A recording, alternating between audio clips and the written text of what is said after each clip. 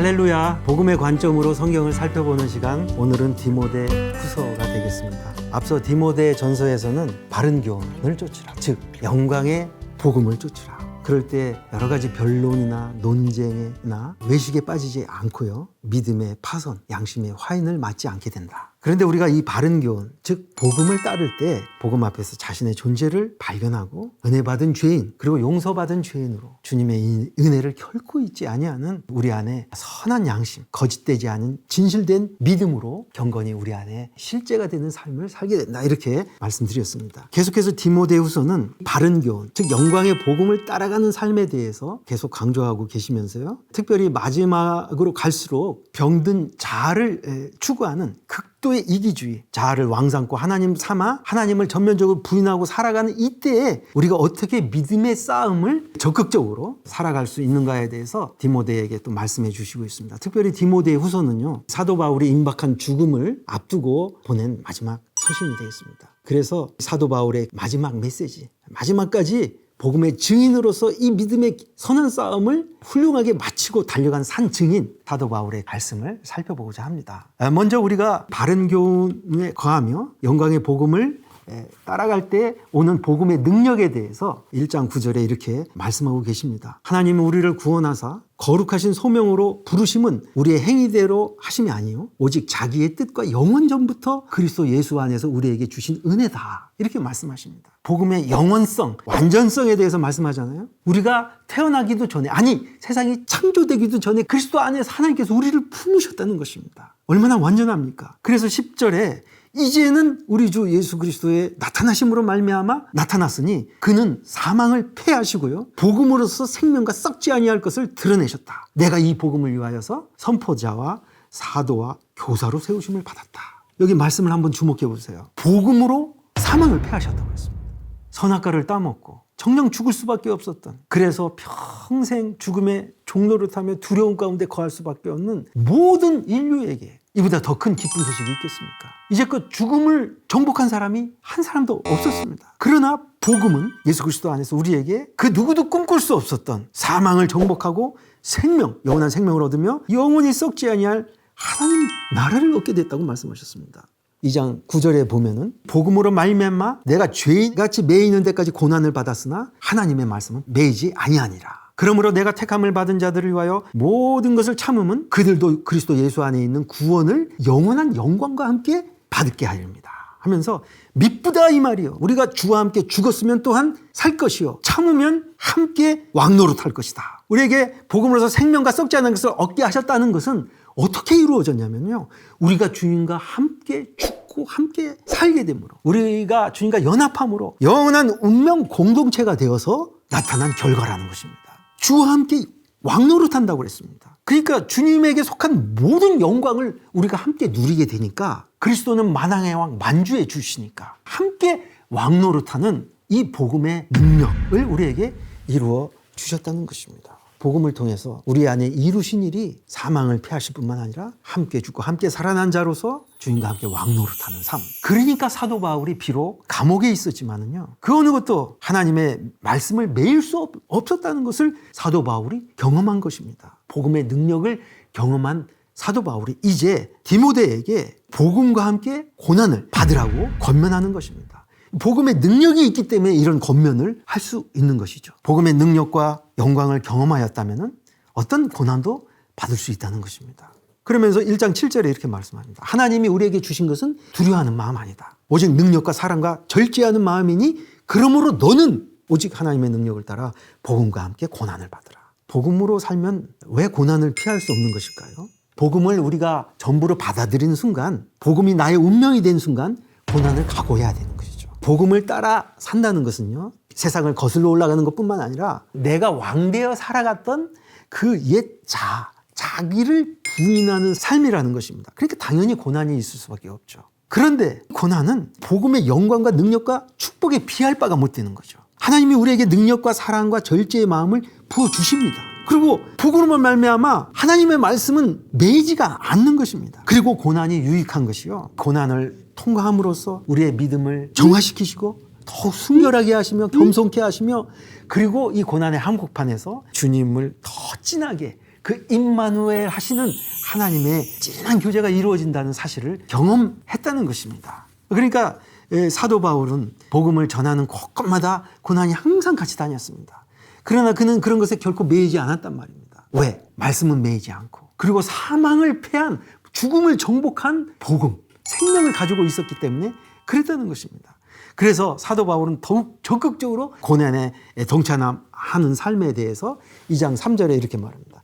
너는 예수 그리스도의 좋은 병사로 나와 함께 고난을 받자. 병사로 복무하는 자는 자기 생활에 얽매이지 자가 하나도 없으니 이는 병사로 모집한 자를 기쁘게 하려 합니다. 그리스도인의 정체성에 대해서 주님과 함께 죽고 함께 산 사람은 더 이상 내가 주인이 아니기 때문에 더 이상 자신을 기쁘시게 하는 그런 삶에 대해서 죽었다. 주인이 바뀌었다는 것이죠. 내가 주님을 끌고 가는 것이 아니라 주님이 나를 이끌어 가신다. 그러니까 이건 수동적이고 체념하듯 끌려가는 것이 아니라 적극적인 전투적인 태도로 내가 그리스도의 병사가 되어서 그리스도인의 정체성을 가지고 살아간다는 것입니다. 이 마지막 때 이런 그리스도인의 정체성이 더욱 중요한 것은요, 마지막 때 우는 사자와 같이 사단이 삼킬 자를 찾지 않습니까? 그리고 사단과의 최후의 일전을 앞두고 있는 교회에게 그리스도의 군사된 정체성이 더욱 필요하다는 것입니다. 그러면서 3장 10절에 나의 교훈과 행실과 의향과 믿음과 오래 참음과 사랑과 인애와 박해를 받음과 고난과 또한 안디옥, 이고니온, 루스드라에서 당한 일, 어떠한 박해를 받은 것을 네가 과연 보고 알았거니와 주께서 이 모든 것 가운데 나를 건지셨다. 그리스도 예수 안에서 경건하게 살고자 하는 자는 박해를 받으리라. 이렇게 박해를 받을 태도를 정하고 그리스도의 군사로 마음을 정하고 달려가다 보면은 고난을 능히 이기게 하시는 복음의 능력을 경험하게 된다는 것입니다. 디모데 후서에서는요, 특별히 마지막 말세의 증상들에 대해서 우리에게 말씀해 주시는데 그 특징이 어떻게 드러나냐면요, 극도의 이기주의, 자아가 왕이 되어 하나님을 제끼고 하나님으로 자신을 섬기는 삶으로 드러나고 있다는 것입니다. 복음을 따라 사는 삶과 나를 추구하며 사는 삶이 이렇게 극명하게 대조가 되는 거예요, 마지막에는. 자, 그러면서 3장 1절부터 이렇게 보게 되면은 너는 이것을 알라. 말세에 고통하는 때가 이른다. 그 고통하는 때의 증상이 어떠합니까? 자기 사랑하며 돈을 사랑하며 자랑하며 교만하며 비방하며 부모를 거역하며 이렇게 쭉 열거되다가 마지막에 어떻게 끝나냐면은 쾌락을 사랑하기를 하나님 사랑하는 것보다 더하며. 그러니까 자기 사랑으로 시작하여서 쾌락 사랑으로 이렇게 마쳐지죠. 한마디로 말하면 하나님을 사랑하는 데에서 떠나서 자기를 사랑하는 극도의 자아추구, 자아숭배에 이르는 자아사랑의 시대가 점점 돼갈 것이다. 이렇게 말씀하고 있습니다. 자아를 사랑한다는 것은 결국 세상을 사랑하는 것이요, 자기의 육체의 만족을 사랑한다는 것이죠. 결국 육신의 정욕, 안목의 정욕, 이생의 자랑을 따라 사는, 그러니까 결국 쾌락 사랑으로 맞춰질 수밖에 없는, 영적인 것을 무가치하게 여기고 그저 육체의 만족, 즉 말초적인 자극을 구하는 그런 시대를 살아가고 있다는 것입니다. 자, 그러면 이 자아사랑의 끝이 여기서 머무느냐? 그게 아니라 그 다음 구절을 보면요, 자아사랑은 끝이 없어가지고 어떤 모양까지 취하냐면 3장 5절부터 보면은 경건의 모양은 있으나 경건의 능력을 부인하는 자니 이 같은 자들에게서 돌아서라. 경건의 모양까지도, 하나님을 섬기는 것조차도 자아추구용으로 살아간다는 얘기입니다. 그러다 보니까 사람들에게 경건한 것처럼 보이고 인정과 칭찬을 받는데 사실은 거짓된 믿음의 양심의 화인을 맞아 경건조차도 나의 유기를 위해서 살아가는 모습으로 드러날 수가. 자, 이런 자의 결국은 어떻게 끝납니까? 3장 7절에 보면 항상 배우나 끝내 진리의 지식에 도달할 수 없다. 이 사람들은 마음이 부패한 자요 믿음에 관하여 버림을 받은 자들이다.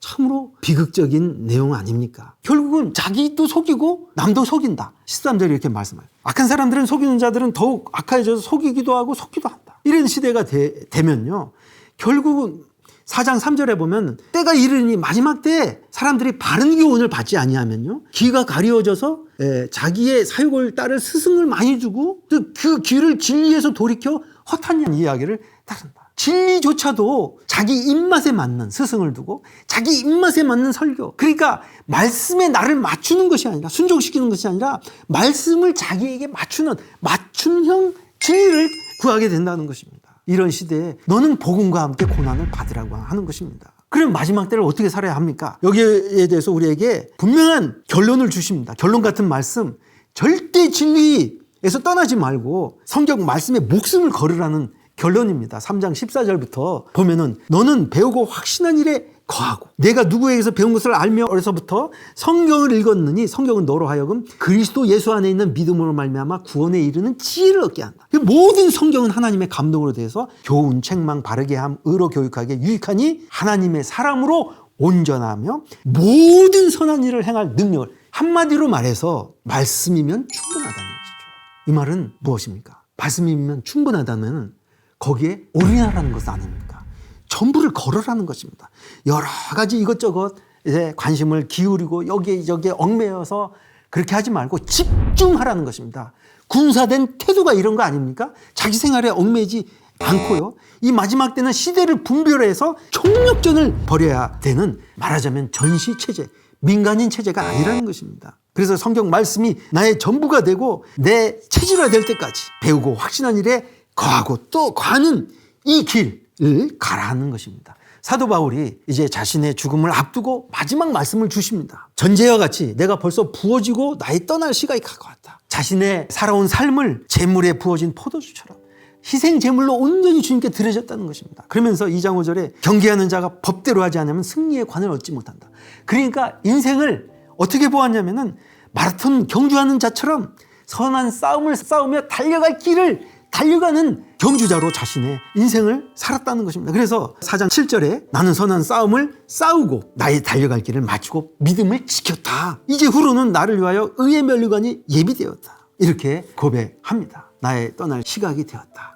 이처럼 사도 바울은 자신의 임박한 죽음을 직감하면서 그것은 나의 삶의 끝이 아니라는 것입니다.